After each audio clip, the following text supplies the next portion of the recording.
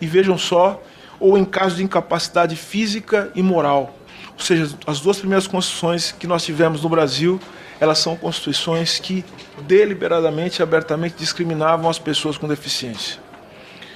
São, portanto, longos séculos, ou longos anos de discriminação excludente, pesada, violenta, que resultou numa série de práticas e instituições de isolamento, confinamento, tratamentos degradantes e todo um arsenal de práticas de violação de direitos. Esse legado discriminatório, porque vejam, é um legado discriminatório que precisa ser desmontado. Uma institucionalidade discriminatória gera também uma cultura discriminatória. Então é necessário o trabalho árduo, um trabalho longo, um trabalho dedicado, tal como vem sendo feito por várias pessoas da sociedade civil e também da política brasileira, essa comissão é um exemplo, para que se desmonte esse edifício de discriminação contra as pessoas com deficiência. E esse legado só começou a ser revertido, como eu já disse, com mobilização social e política. Um momento importante dessas conquistas ocorreu com a promulgação da Constituição de 1988 e também com as emendas constitucionais posteriores, quando o Congresso brasileiro afirmou ao menos 10 cláusulas que garantem um conjunto de direitos, dentre outros, a avaliação biopsicossocial, a educação inclusiva, a acessibilidade, a habitação e reabilitação, ao benefício mensal e o direito à não discriminação no trabalho. O Brasil avançou com a Constituição de 88 e logo em seguida avançou em 2000, com a aprovação das leis de acessibilidade e do atendimento prioritário. Avançou em 2006, com a primeira Conferência Nacional dos Direitos das Pessoas com Deficiência, em 2007, com o compromisso pela inclusão das pessoas com deficiência. Avançou também com determinação, com aprovação pelo Congresso Nacional do Decreto Legislativo 186 de 2008, que aprovou o texto da Convenção Internacional sobre os Direitos das Pessoas com Deficiência e seu protocolo facultativo, posteriormente promulgada pelo Decreto 6.949 de 2009. É importante destacar que, em decorrência do ordenamento jurídico vigente no país, conforme os artigos, o artigo 5º, parágrafo 3º da Constituição Federal de 88, o Decreto 6949 de 2009 configura-se com status de emenda constitucional. Isso equivale a ter praticamente um capítulo dentro da Constituição Federal dedicado aos direitos das pessoas com deficiência. Significa que o governo federal, os três poderes, os estados, os municípios, as empresas, as organizações da sociedade civil, as famílias e demais instituições devem seguir os princípios e orientações da Convenção. Seguimos avançando em 2011, quando a presidenta Dilma Rousseff instituiu o Plano Viver Sem Limite, o primeiro, com o decreto 7612, que alcançou várias conquistas significativas, algumas das quais se tornaram emblemáticas. Eu cito algumas delas. A aquisição de 2.304 ônibus escolares acessíveis para transporte de alunos com deficiência. A entrega de 41.800 salas de recursos multifuncionais. A adaptação e reforma arquitetônica de 57.500 escolas para garantir a acessibilidade. A criação da rede de cuidados à pessoa com deficiência, o que ocorreu por meio da Portaria 793 de 2012. 117 centros especializados de reabilitação. Implantação de 23 oficinas ortopédicas, implantação de 200 residências inclusivas, instituição do programa BPC Trabalho e o Programa Nacional de Inovação em Tecnologia Assistiva. Também tivemos importantes conquistas em 2015, quando a Lei 13.146 de 2015, a Lei Brasileira de Inclusão, instituiu o Estatuto da Pessoa com Deficiência, como meio para implementar conquistas da já citada Convenção Internacional sobre os Direitos da Pessoa com Deficiência. Pois bem, queremos avançar ainda mais. Estamos formando coalizões intersetoriais e entre todos os entes federativos e as organizações da sociedade civil, agregando esforços de maneira articulada para gerar melhorias das condições de vida da população brasileira. Teremos ainda uma longa jornada de fortalecimento institucional da política de direitos das pessoas com deficiência. Temos que fortalecer nossos aparatos de formulação, implementação e monitoramento. É isso que queremos fazer. E essas políticas, obviamente, elas não são apenas afetas ao governo federal, são políticas que concernem aos governos estaduais, os governos municipais, tudo isso num grande sistema de garantia de direitos das pessoas com deficiência. Temos também que fortalecer a participação social e os demais mecanismos institucionais para a garantia dos direitos. Precisamos constituir nosso fundo federativo, presente nos 3 entes da federação. Precisamos conquistar sistemas de informações e indicadores comuns e alimentados desde a base local e estadual, e também precisamos constituir nossas redes de agentes de serviços com seus protocolos de atendimento. Quero falar agora sobre a 5ª Conferência Nacional. Na dimensão da participação e controle social, senhoras e senhores, e já com a perspectiva de construção federativa e do sistema de direitos das pessoas com deficiência, sob a coordenação da Secretaria e do CONAD, o Conselho Nacional das Pessoas com Deficiência, dos Direitos das Pessoas com Deficiência, apoiamos a realização das conferências municipais e regionais no ano passado e a etapa estadual nesse primeiro semestre de 2024. Nesse processo, vejam só, foram eleitos aproximadamente 800 delegados e delegadas, representantes da sociedade civil e gestores públicos de todos os estados e do Distrito Federal para a Conferência Nacional. Após um intervalo de 8 anos sem conferências, a 5ª Conferência Nacional dos Direitos da Pessoa com Deficiência acontecerá em Brasília, de 14 a 17 de julho deste ano, e terá como tema o cenário atual, o tema é cenário atual e futuro na implementação do direito das pessoas com deficiência, construindo um Brasil mais inclusivo. Os eixos de debate dessa conferência serão estratégias para manter e aprimorar o controle social, assegurando a participação das pessoas com deficiência, garantia do acesso das pessoas com deficiência às políticas públicas e avaliação biopsicossocial unificada, financiamento da promoção de direitos da pessoa com deficiência, cidadania e acessibilidade, e os desafios da comunicação universal. A 5ª Conferência debaterá as propostas aprovadas nas conferências estaduais, distrital e na Conferência Livre sobre Acessibilidade Cultural, fazendo um balanço do atual cenário de garantia de direitos e apontando estratégias para as políticas públicas relativas aos direitos das pessoas com deficiência. Eu quero fazer um destaque aqui, que as conferências estaduais e municipais têm gerado muitas propostas para o financiamento, e essa é a nossa grande questão hoje, das políticas e programas de inclusão das pessoas com deficiência, com a proposição de um fundo nacional e federativo indutor do impacto social para a melhoria das condições de vida das pessoas nos seus territórios ou ainda para ampliar os direitos e o alcance das políticas públicas já existentes. Em estreito diálogo com os projetos de lei 552 de 2019, de autoria do senador Paim, e o projeto de lei 1290 de 2023, de autoria do deputado Pedro Campos, que tramitam no Congresso Nacional, projetos que têm como objetivo a criação do Fundo Nacional. Esse tema será amplamente debatido na 5ª Conferência, o tema do financiamento das políticas públicas para pessoas com deficiência.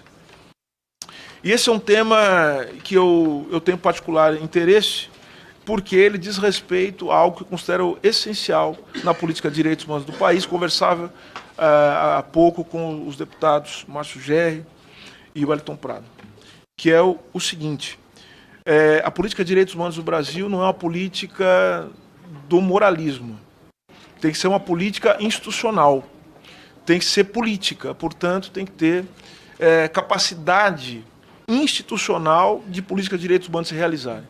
As políticas de direitos humanos se referem, para além das caricaturas que delas querem fazer, a possibilidade das pessoas terem uma vida digna, de terem os cuidados muitas vezes, e na maioria das vezes, deputado, que só o Estado pode promover. Ou seja, diante dos perigos, diante dos riscos que o nosso mundo encerra, para todos nós, para cada um de nós, a única possibilidade que nós temos, portanto, de ter uma vida digna, uma vida segura, uma vida saudável, é se o Estado brasileiro envidar os seus esforços para cuidar das pessoas, tanto do ponto de vista da prevenção, mas do ponto de vista do cuidado também, para aquelas pessoas que, por qualquer motivo, tenham as suas possibilidades diante de um mundo cheio de barreiras, as possibilidades obstruídas. Então, é fundamental esse tema não só do financiamento, mas o tema da capacidade institucional da política de direitos humanos no Brasil.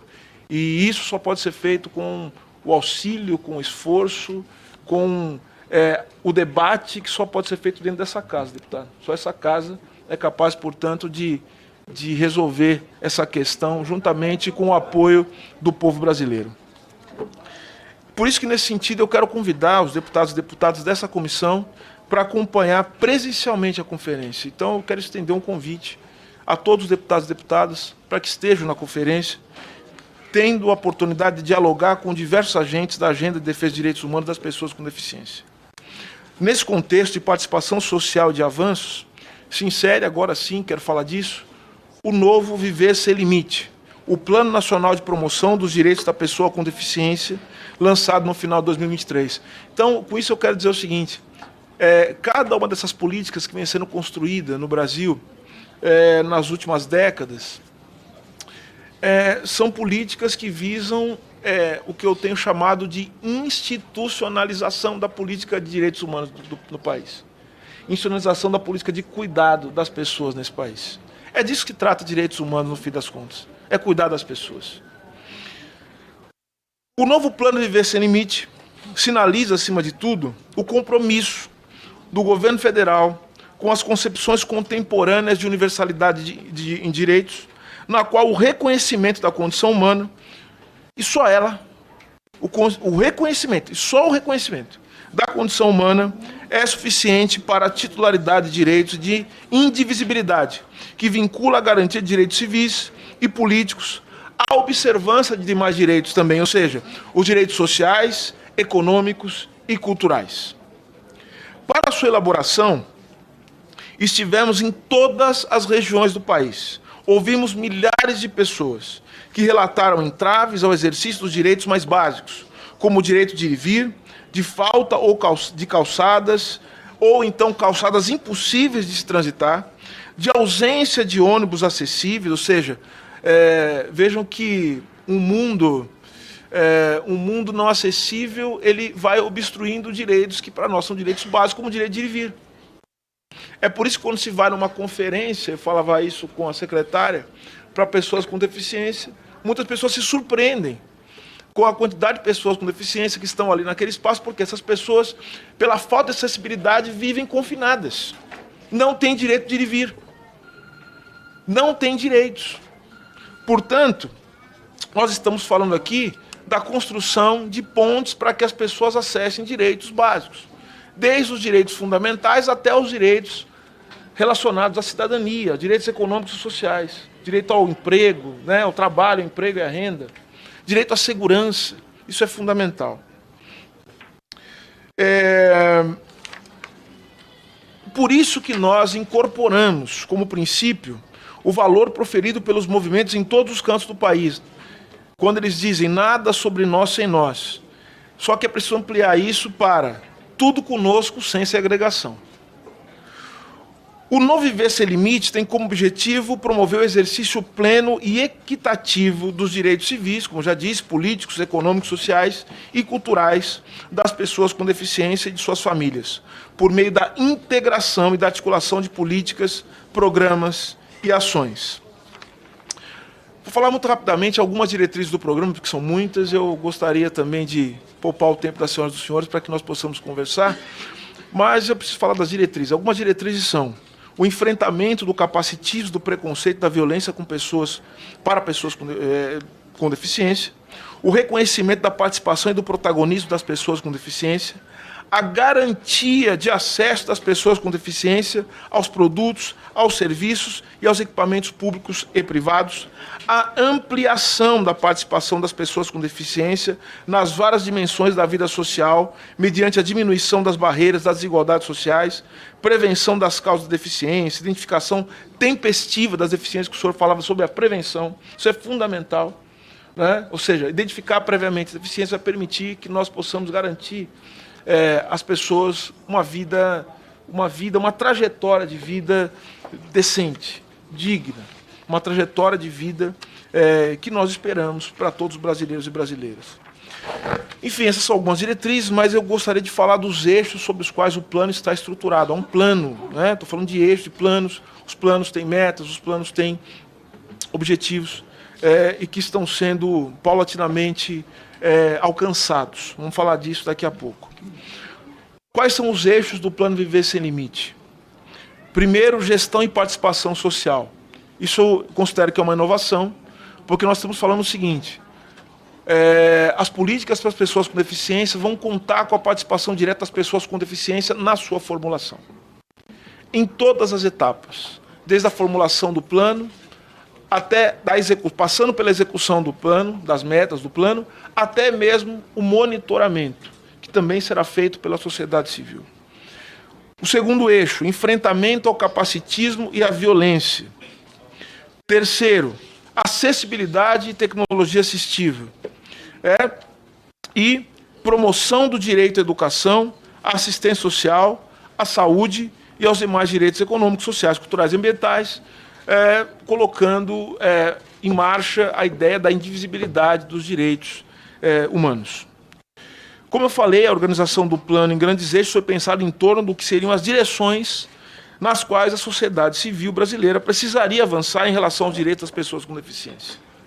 Em relação à primeira edição do Plano Viver Sem Limite, por exemplo, que focou na promoção dos direitos econômicos, sociais e culturais, procurou-se promover uma organização mais abrangente, que convocasse não apenas o Estado a se organizar de modo mais contínuo, ou de modo contínuo, para a promoção do direito das pessoas com deficiência, mas envolvesse também e mobilizasse a própria sociedade no enfrentamento ao capacitismo e à violência.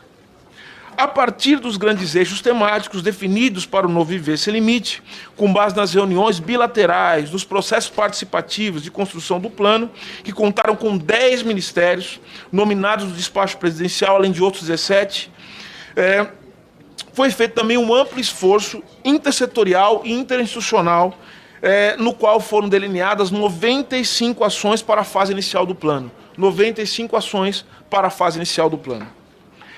É preciso que se ressalte que grande parte dessas iniciativas ocorre nos estados e municípios. Os estados e municípios, bem como a sociedade civil organizada, as associações, organizações, enfim, são os grandes parceiros da implementação e monitoramento do novo Viver Sem Limites. Senhoras e senhores, isso implica numa questão que também é primordial para que nós entendamos o que está sendo feito na Secretaria. É preciso que haja a pactuação com os estados e municípios para a implementação do plano. Isso é fundamental. Tá? Dentre as 95 iniciativas, eu destacarei algumas iniciativas. Tá? Elas estão distribuídas pelos eixos, não vou citar todos aqui. Gestão e participação social, por exemplo, envolve a formação de profissionais de média e alta complexidade nos centros-dias e similares. Residências inclusivas de mais serviços em todas as unidades da federação. Isso é uma meta a ser alcançada, deputado. É uma meta que está sendo perseguida. A certificação da avaliação biopsicossocial para 1 milhão de pessoas beneficiárias do BPC. Falaremos sobre a avaliação biopsicossocial, que eu acho que talvez seja uma das coisas mais importantes que nós temos que fazer, que vai justamente ser lançada na conferência. Na conferência, nós lançaremos a avaliação biopsicossocial. O Fórum Nacional de Gestores de Políticas Públicas para Pessoas com Deficiência, a pactuação com estados para cumprir o protocolo, que eu já me referi, enfim, essa é uma das questões do eixo. Enfrentamento ao capacitismo e violência, o que tem nesse eixo? Implantação de 250 consultórios ginecológicos nas novas unidades de saúde tipo 3, com aparelhos acessíveis e equipe capacitada. Ouvindo as mulheres com deficiência, muitas delas relatavam os casos de violência quando atendimento ginecológico. Então é fundamental olhar para essa dimensão específica. Então, portanto, muita gente fala, quando as políticas de direitos humanos elas focam em públicos específicos, e se fala de uma pretensa universalidade, que como é que se pode tratar públicos específicos de modo específicos. Olha, se a gente não tratar os públicos específicos de maneira específica, nós não vamos estar fazendo política de direitos humanos. Cuidar das pessoas é justamente olhar para uma regra geral, obviamente já nos ensinou isso o deputado formado em filosofia, o velho Aristóteles, né? que nós precisamos usar a famosa régua de Lesbos, né? Ou seja, aquela régua flexível de chumbo, que nos permite também medir, né, as diferenças, né, procurando com isso um patamar equitativo. Então é preciso que haja essas políticas que tenham esse olhar mais focal, esse olhar específico para as especificidades que as pessoas apresentam. Desse eixo ainda, a formação de 8.250 professores de salas comuns na política de educação especial na perspectiva de educação inclusiva. Formação de 4.500 lideranças para atuação na defesa de direitos humanos nas pessoas com deficiência nos territórios. Veja, eu estou falando de números muito específicos porque esses números foram colocados como metas no plano. Se a gente puder fazer mais, a gente vai fazer mais, mas vamos colocar algo que seja possível. Um plano foi amplamente discutido dentro do governo e também, como já disse, com a sociedade civil. E chegou-se nesses números porque foram números que foram demandados pela sociedade civil, mas não somente, que atendem também à capacidade do governo, dos estados, dos municípios, né, de dar conta. Temos também acessibilidade à tecnologia assistiva, mais 1.500 ônibus de transporte escolar acessível, fornecer dispositivos e equipamentos de tecnologia assistiva para atendimento de 95 mil crianças com deficiência, habilitação de centros especializados em reabilitação, enfim. No campo da promoção de direitos, nossa meta é formar 3.500 profissionais de educação bilíngue até 2024. Habilitação de 75 novos centros especializados em reabilitação. Formação de 63 mil professores e 106 mil gestores em educação especial na perspectiva inclusiva pela Rede Nacional de Formação. E por aí vai. Para quem quiser ter mais detalhes sobre esse plano, há o portal que foi criado também, o portal novoviversemlimite.mdh.gov.br. Nesse portal é possível acompanhar o plano e também acompanhar também os relatórios sobre a execução do plano. Todas as ações, elas são atualizadas, então é possível saber como se dá o andamento do plano, tá? Para que haja a justa cobrança da sociedade. É isso que tem que haver. Dentre essas ações, cabe destacar que a Secretaria Nacional dos Direitos da Pessoa com Deficiência, como eu já disse, retomou a regulamentação da avaliação biopsicossocial unificada de deficiência paralisada há anos. A Secretaria coordenou o GT de avaliação biopsicossocial da deficiência, criado pelo Decreto 11.487 de 2023, com prazo de 360 dias. Ao final desse trabalho, o grupo terá 30 dias para o término do relatório final.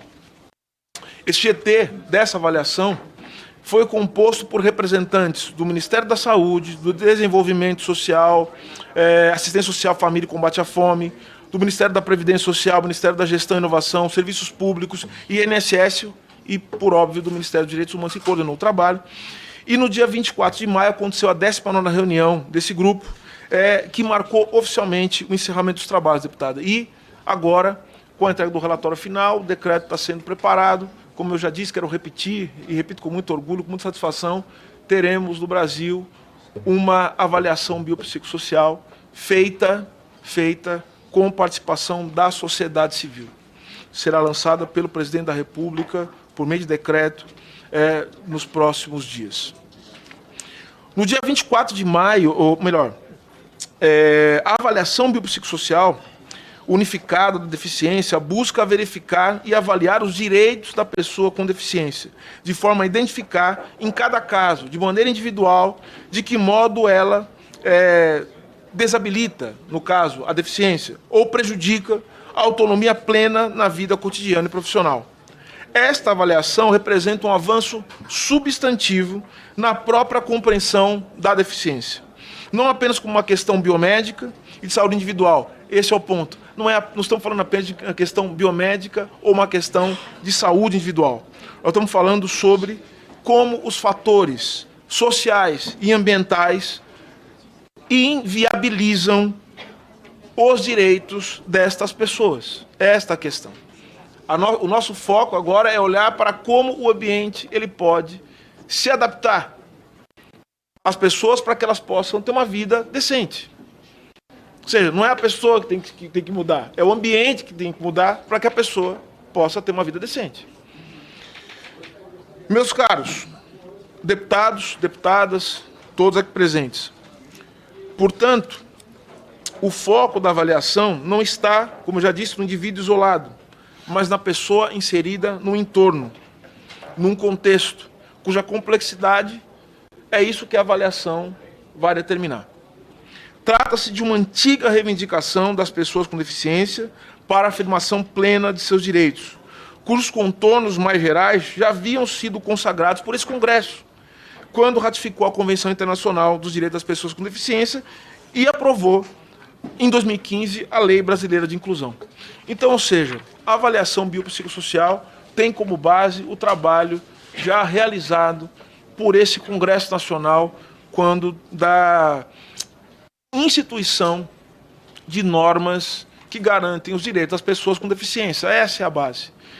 Obviamente, isso é muito importante ser dito, como tudo na vida, que as coisas são passíveis de discussão, de debate, podemos modificar, e é importante que haja espaço para essas modificações e transformações.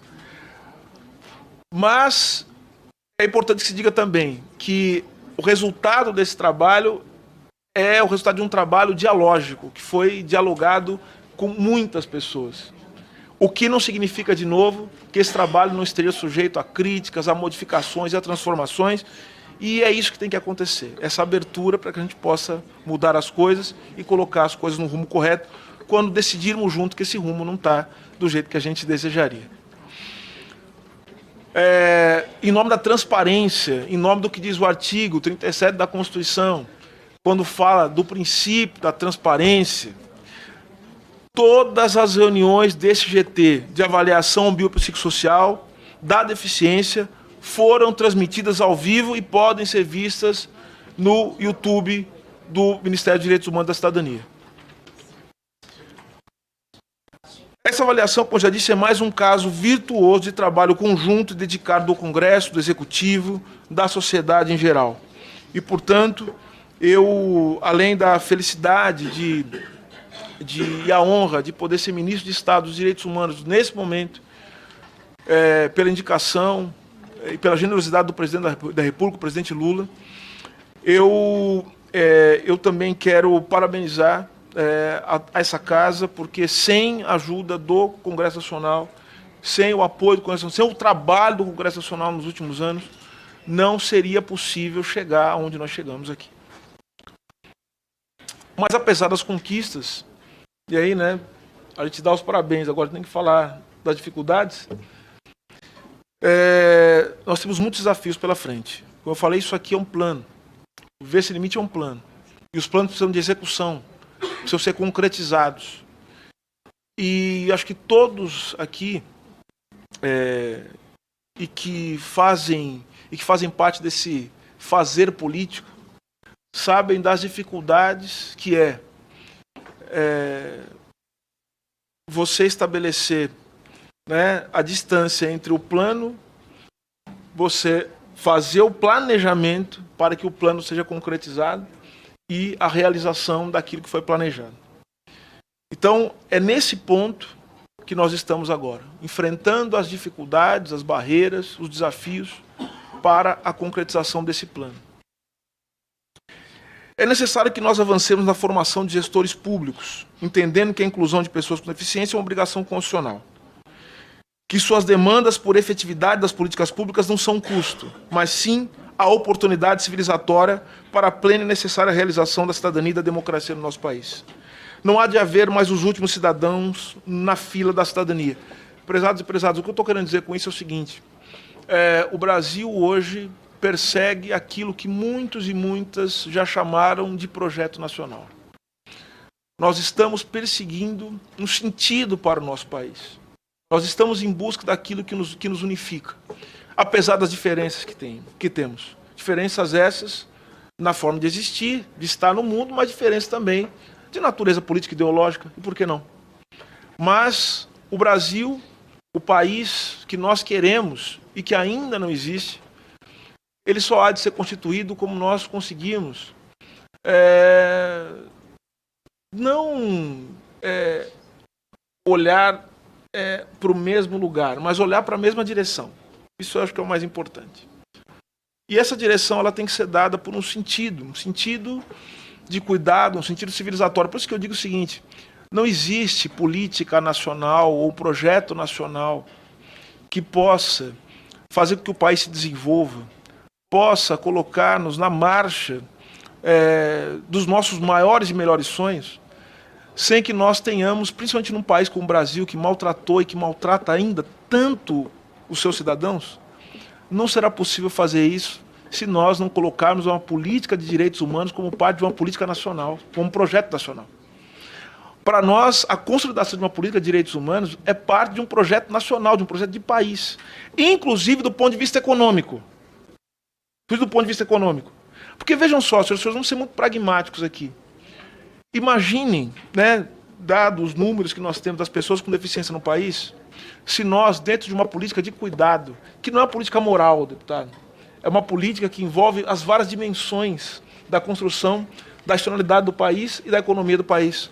Por que nós não podemos sonhar no Brasil em ter uma indústria de acessibilidade no país? Por que nós não podemos fazer isso? Por que nós não podemos transformar as maiores dificuldades em sonho, em oportunidade, em possibilidades? Por que nós não podemos ser um exemplo para o mundo, como nós somos em várias coisas, né? Porque tem muita gente que quer dizer que esse país não produz nada de bom. Produz sim, produz muita coisa boa. Não só na cultura, mas também a gente produz muita coisa boa em termos de economia, em termos de arquitetura política e institucional. Nós temos muitas coisas muito melhores do que aqueles que muitos de nós querem imitar. Muitos de nós. Eu quero dizer o seguinte, a inclusão, o que nós chamamos de inclusão das pessoas com deficiência, inclusão aonde? Inclusão no Brasil com as dificuldades que ele tem hoje, inclusão no Brasil, né, da desigualdade, no Brasil da miséria, no Brasil da violência, da injustiça. Não, é inclusão no sonho de um Brasil justo, de um Brasil soberano, de um Brasil que possa ser dono do seu próprio destino. E as pessoas com deficiência têm que fazer parte disso. Vejam só. Então, não é favor. Não é? Alguns poderiam dizer que é cidadania, mas eu estou falando mais do que isso. Eu estou falando aqui de desenvolvimento econômico, deputado. Desenvolvimento econômico. Imagine quantas as pessoas que ficam confinadas porque o mundo não tem acessibilidade não poderiam, numa visão bastante pragmática, estar produzindo no melhor sentido para esse país. É disso que se trata. No Brasil, e vejam, eu estou dizendo aqui muito diretamente, não haverá política de desenvolvimento econômico e social no Brasil se não houver uma política de direitos humanos. Não adianta querer que o povo se desenvolva matando o povo. Isso é uma contradição insuperável nesse sentido. Ou a gente cuida do povo e desenvolve o país junto com o povo, que não há desenvolvimento sem povo, ou a gente simplesmente abre mão de desenvolvimento, de soberania nacional, ser dono do nosso próprio destino, de projetar os sonhos dos nossos ancestrais, daqueles que vieram antes de nós. É simples isso. Então, ou seja, falar em nome das pessoas com deficiência, colocar em marcha o plano Viver Sem Limite, é colocar em marcha também um Brasil sem limite. É esta a ideia fundamental disso tudo. Eu quero terminar falando também um pouco sobre o Rio Grande do Sul, sobre o estado do Rio Grande do Sul. Quero também, nessa oportunidade, eu quero mais uma vez, como já fiz, empenhar toda a minha solidariedade, todo o meu carinho, todo o meu afeto aos nossos irmãos, nossas irmãs do Rio Grande do Sul, nossos irmãos e irmãs gaúchos. Deputado Alexandre, em seu nome eu quero cumprimentar toda a bancada do Rio Grande do Sul, quero me solidarizar e dizer que o Ministério dos Direitos Humanos está lá desde os primeiros dias. Nossas equipes estão lá. Eu estive no Rio Grande do Sul, conversei com autoridades do Rio Grande do Sul, conversei com algumas pessoas no Rio Grande do Sul, devo voltar em breve, deputado. Espero poder estar acompanhado dos senhores, deputado. Minha solidariedade, com o coração cheio de esperança que o Rio Grande do Sul vai se reerguer, vai se reconstruir. E eu quero dizer que sobre esse tema especificamente das pessoas com deficiência, a equipe da Secretaria Nacional dos Direitos da Pessoa com Deficiência, cuja titular é a Ana Paula Feminella, que se encontra aqui ao meu lado, integra a missão de direitos humanos do governo federal e as equipes, né, elas estão lá porque nós queremos agilizar as operações, né, de cuidado com as pessoas com deficiência, E por isso foi criado um grupo de trabalho SOS Pessoas com Deficiência Rio Grande do Sul, que é integrado por representantes da Secretaria Nacional, do Governo do Rio Grande do Sul, do Conselho Nacional dos Direitos da Pessoa com Deficiência, dos Conselhos dos Direitos das Pessoas com Deficiência no âmbito municipal e estadual, ativistas, representantes de organizações da sociedade civil do Rio Grande do Sul.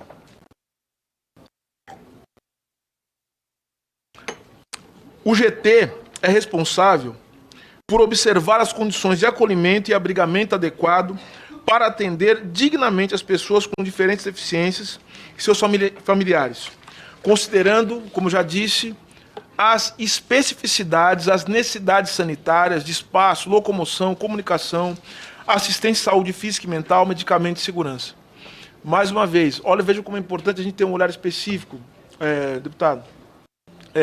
Imagine o que é a situação de uma pessoa que vive uma tragédia como o que os nossos irmãos gaúchos estão vivendo. Imagine ser uma pessoa com deficiência numa situação como essa. Por isso nós vamos precisar avançar. Eu acho que nós vamos ter que fazer um grande debate nacional, deputada, sobre... eu acho que esse debate já está sendo feito dentro dessa casa, obviamente, que é um debate sobre como nós nos prepararemos nos próximos tempos para esses eventos, essas tragédias. Nós vamos ter que estar preparados institucionalmente, orçamentariamente, para dar conta disso que eu não gostaria de dizer isso, mas que não vai ser a primeira vez, não foi a primeira vez, né? Nessa dimensão, né? Com certeza, mas não foi a primeira vez, mas também não será a última vez e não será só no Rio Grande do Sul. Então, é importante que nós estejamos preparados para lidar com esta situação. E é isso a importância do que eu estou chamando agora de planejamento, de projeto. Um projeto de país, ele também demanda olhar, fazer uma prospecção em direção ao futuro e nos preparar para cuidar das pessoas, ainda que nós não estejamos mais aqui para estar lutando junto delas, deputados, que acho que isso é muito importante. Nós também estamos realizando um monitoramento frequente dos abrigos, né, para que nós possamos identificar as dificuldades, encaminhar para outros parceiros que têm as atribuições legais e a capacidade também de lidar com isso. Estou falando aqui do Ministério da Saúde, estou falando do Ministério da Segurança Pública. Houve no início, principalmente no início, algumas denúncias, né, que foram apuradas, suspeitos foram presos da ocorrência de abusos, de violência dentro desses locais. E justamente a minha presença lá foi para conversar com as autoridades, para saber como nós podemos ajudar o Estado do Rio Grande do Sul. E eu falo ajudar porque o Estado do Rio Grande do Sul já ajudou muito esse país, né? Então nós precisamos cuidar do Rio Grande do Sul. A cartilha Eu Me Protejo, que foi elaborada por organização da sociedade civil, foi distribuída às crianças e adolescentes com o objetivo de prevenir e inibir as práticas de abuso sexual. Esse material ilustrado, escrito em linguagem simples, fornece orientações para que as crianças com ou sem deficiência possam reconhecer seus corpos, se proteger e assim também dar um auxílio às famílias, aos educadores, aos cuidadores, identificar os sinais de que isso possa ocorrer. Uma ampla rede de colaboração foi formada com entidades locais, organizações da sociedade civil que atendem pessoas com deficiência e empresas voluntárias do setor privado, a fim de coordenar a arrecadação de equipamentos especializados, planejar a logística necessária e angariar recursos. Mais uma vez, eu gostaria só de retomar nesse contexto aquilo que eu disse no início, deputado. No início eu disse o seguinte: uma política de direitos humanos só pode ser feita com a participação ampla do Estado brasileiro. Sem Estado não tem como fazer política de direitos humanos. destruir as capacidades de intervenção do Estado, das possibilidades do Estado de responder essas coisas, é, de fato, colocar as pessoas em risco. Eu diria o seguinte, essa ampla rede de colaboração, essa participação da sociedade civil,